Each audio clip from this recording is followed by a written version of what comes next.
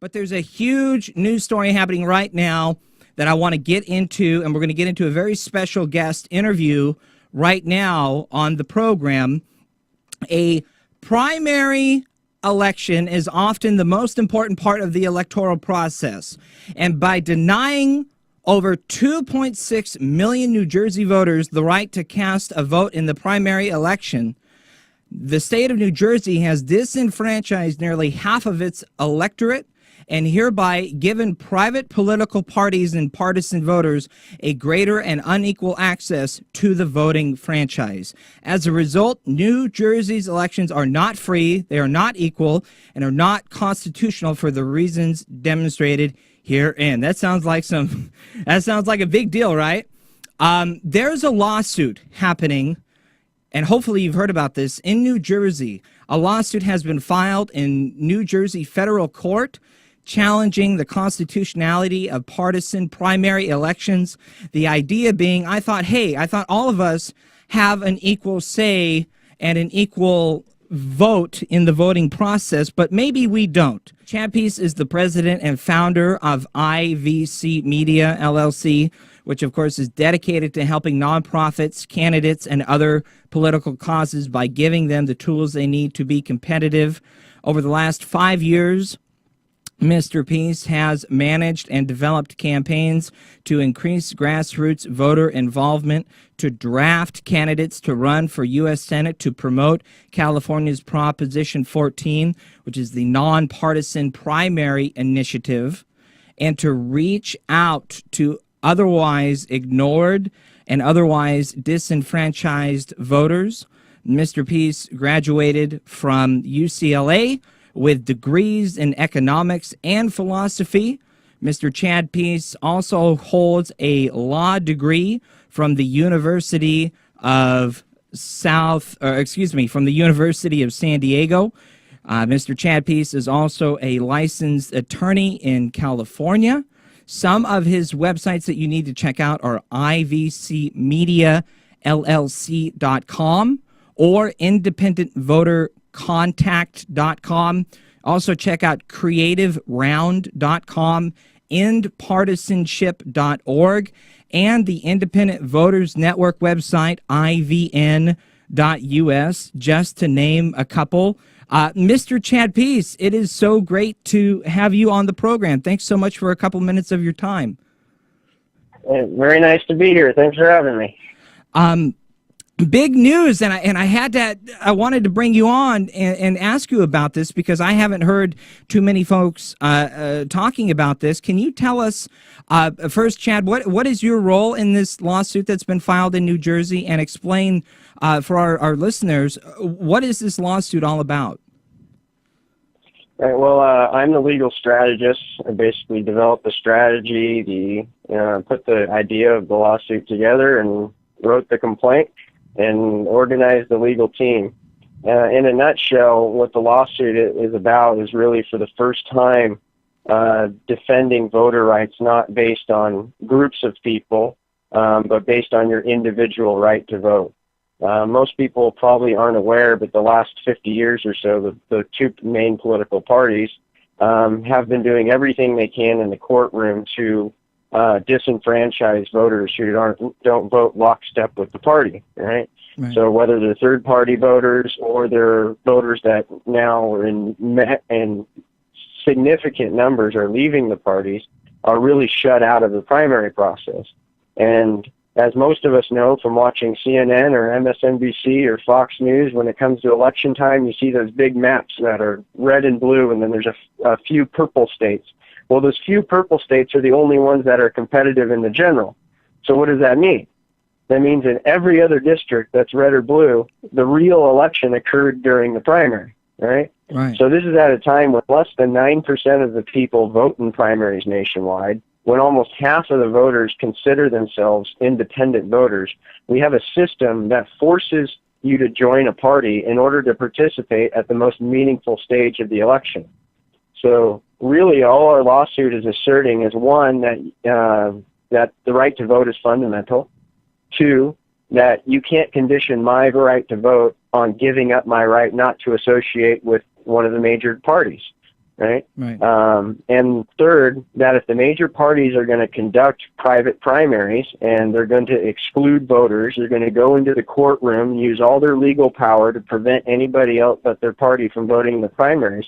Well, that's fine, on the basis of private association rights. But, if they're a private association, why are they taking taxpayer money to conduct these primaries? Right. So really, at its core, our lawsuit for the first time asserts in the eyes of the individual, not in the eyes of any group or third party or candidate or anything, but the individual voter ought to have an equal and meaningful vote at every critical stage of the election process.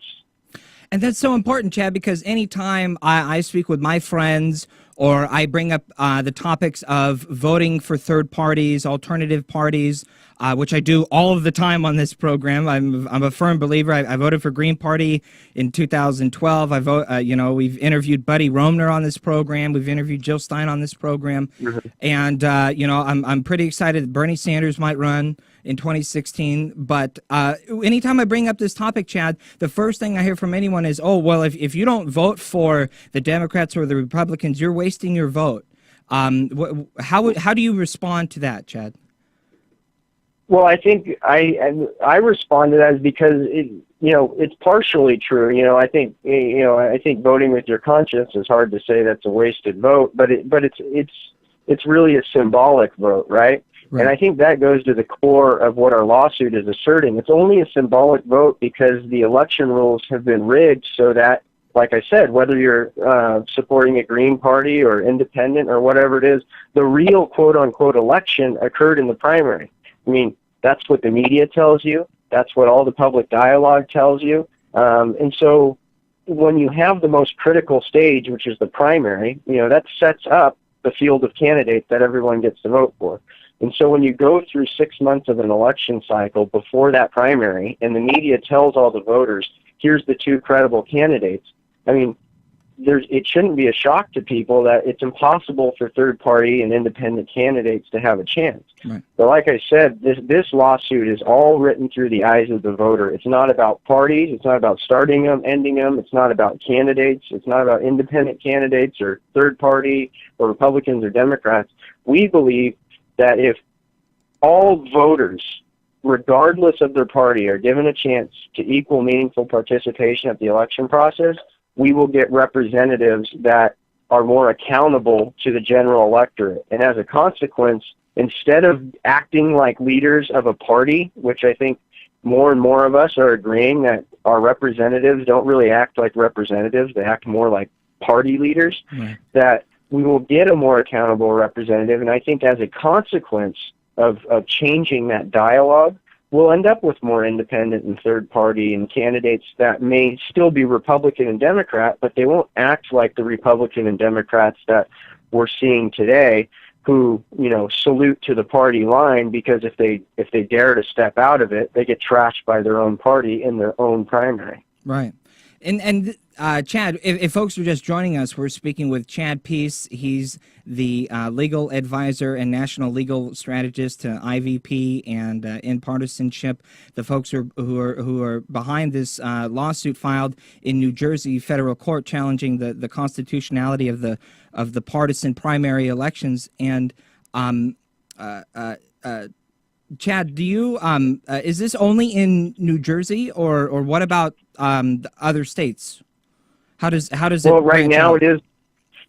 We just filed our first lawsuit in New Jersey, so we will be awaiting a response from the state. But it is a state-by-state strategy. We've crafted this with the intention that we want to take this lawsuit to states all across the country.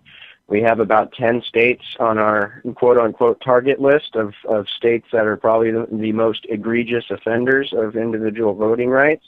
And so really the idea is to take this complaint, recraft it for different states based on the individual laws and facts of that state, and really do for the first time go on the offense against the parties. The parties have gotten away with going into court and making all these arguments about their private rights of association stuff, and they've been able to get away with it because there's nobody on the other side to fight them, right? There's no apparatus or funding big enough to fight them. So we've managed to get as far as we have on really real little funding. I mean, we've had wonderful interns that have worked with me to do all the research, and we've done this on a very, very short budget. And we'll continue to be able to do things at a much more cost-effective level than the parties. But, we haven't expanded because we aren't going to expand until we know we have the resources and the firepower to handle, 10 states, for example. That takes a lot of legal resources and time and devotion and all that. We're prepared to do it. Today isn't the right time, but that is definitely in our near-term plans. And so, we're very excited about this. I think, the real next steps is let's see how this goes in New Jersey. It's not like we need to win this case tomorrow, but we want to go into court and make sure we give it our full attention, that we really take our time and focus on making the right arguments, because I think we are on the right side of this issue. There's no doubt about it. But remember, we're going into a court where all the judges were appointed by party leaders, representatives that got elected through the partisan system. You bet. So, we got to be very careful about it, very strategic about it, but also, we want to reach out to, third-party, independent voters and media and the people who are really following the political process on a day-to-day basis, like yourself. We intentionally aren't going out there trying to get CNN to report on it, or Fox, or the big mainstream media, because it's our belief that they are really stuck in the same two-party frame of mind that everyone else is. Amen. We would rather. We're going into court. This is a legal issue. I don't need CNN or Fox, and none of us need them to verify that we're on the right side of this issue. We want to take this to the people like yourself, who, whether you're far left, far right, up, down, wherever, follow the process, really understand at its core, we can't solve any of our issues until we have a system where representatives are accountable to us and not to a very small portion of the electorate that they are now. Chad, how can people get involved and help you out if because they're watching right now? How can people get involved and help? Well, there's several. Right now, we have a development team that's building tools, and we're going to start launching here local organizations to do on-the-ground outreach and stuff, on-the-ground educational efforts. But right now, the best way to do it is just share it with a couple friends. Go to your family, show them the video that Ben Swan produced. Just inform them of these issues. There's a lot of misinformation about nonpartisan primaries and different stuff, and it's come directly from polling and focus groups done by the Republican and Democratic parties. They will do everything they can to stop any kind of nonpartisan system, but this coalition is really a group of election reform advocates that are advocating for all kinds of reforms, whether it's instant runoff or approval or top two. These are all systems that we need to talk about and discuss. Okay, what's the best one? Should we try this one in Kentucky, and this one in California, and this one in Illinois? But right now, we can't even get to that part of the debate until we really hit it at its core, and that's what we're doing in New Jersey, is hitting the current systems right at the core, saying, okay, whatever system we're going to replace it with, the ones we have now are unconstitutional. So, driving that dialogue goes back to your question. How do we start? It's simple. Sign up for the petition. If you can, you're able and willing to donate a few bucks, $5, any amount helps. Donate. And then also the easiest thing to do, and it doesn't cost any money, is shoot an email to a couple of your friends, or, bring up the video at your dinner table and have your family watch. Perfect. And again, if folks are just joining us, we're speaking with Chad Peace. He is the legal advisor and the national legal strategist for the In-Partisanship folks and the coalition that's behind the lawsuit filed in New Jersey federal court challenging the constitutionality of the partisanship primary elections. Chad, real quick in our last minute or so, I don't want to keep you too long. I know you're a busy man, and I really appreciate your time with us. What is just your most important point that you want people to really take home? I think the important point is to be optimistic. I think a lot of times, especially the mainstream, if somebody challenges it, they paint everybody challenging the system as angry, irrational, crazy people, right? I think the most important thing is to look at all the people that are doing different things, whether it's independent media or it's ballot access stuff or it's new technology to help voters be informed. There are so many good things going on right now. They're driven by rational, practical people who really want to make a difference. That don't get upset when people misconstrue what you say or try to paint you to be something else. It's just look around, find people that you may not agree with on every single issue, but really at the end of the day you agree that, we ought to start talking to each other and not yelling at each other. Exactly. And then think about how many other people out there are like that. And that should give all of us, a big reason to be optimistic, because I think momentum's in our favor, the facts are in our favor, and, sooner or later, the system will be responsive to all of us that are really fighting for a better system. There we go. I love it. The website's ivcmediallc.com, independentvotercontact.com, creativeround.com, inpartisanship.org, and ivn.us, just to name a couple. Chad Peace, thanks so much again for your time today. Thank you very much. Appreciate it. And keep up the good fight, man. We really appreciate it. We really need you out there. Thank you. And that was really cool. Hey, where's that in studio audience that's not really there? There they are. Hey, really cool.